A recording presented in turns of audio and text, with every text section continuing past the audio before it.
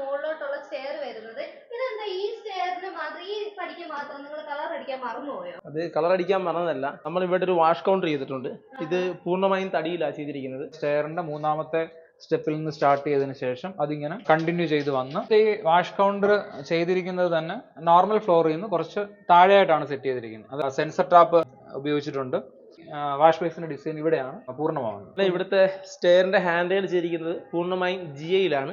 അത് ഇവിടുന്ന് ഒരു മൂന്നാമത്തെ സ്റ്റെപ്പ് കഴിഞ്ഞിട്ടാണ് സ്റ്റാർട്ട് ചെയ്യുന്നത്. സാധാരണ സ്റ്റെപ്പിന്റെ ഹാൻഡ് റെയിൽ ഫസ്റ്റ് സ്റ്റെപ്പിൽ നിന്ന് സ്റ്റാർട്ട് ചെയ്തുകൊണ്ട് നേരെ ഇങ്ങനെ ഇറങ്ങാൻ കഴിയും. പക്ഷേ ഇവിടെ സംബന്ധിച്ച് നമുക്ക് ഈ ഒരു സൈഡിൽ നിന്ന് വേണമെങ്കിലും നമുക്ക് ഇതിൽ കയറി വരാം. അതുപോലെ തന്നെ ഈ സ്റ്റെയറിന്റെ ഹാൻഡ് റെയിൽ ചെയ്തിരിക്കുന്നത് ഒരു ട്രയാങ്കിൾ വെച്ചിട്ടാണ്. ഈ ഒരു ട്രയാങ്കിൾ ആണ് ഇതിന്റെ ഒരു മെയിൻ പോർഷൻ. അതിൽ നിന്നാണ് ഫസ്റ്റ് ഫ്ലൈറ്റിലേക്കും സെക്കൻഡ് ഫ്ലൈറ്റിലേക്കും ഹാൻഡ് റെയിലിന്റെ ഹാൻഡിൽ പോകുന്നത്. ഈ ഒരു വാളിനും റെസ്റ്റിക് ഫീൽ ആണ് നമ്മൾ കൊടുത്തിരിക്കുന്നത്. അതിന് മുകളിലായിട്ട് ഒരു GI-യുടെ ഒരു ഗില്ല് നമ്മൾ പ്ലാൻ ചെയ്തിട്ടുണ്ട്. അതുകൊണ്ട് തന്നെ എപ്പോഴും ഇതിനകത്ത് നല്ല കാറ്റും വെളിച്ചവും നമുക്ക് കിട്ടുന്നതായിരിക്കും.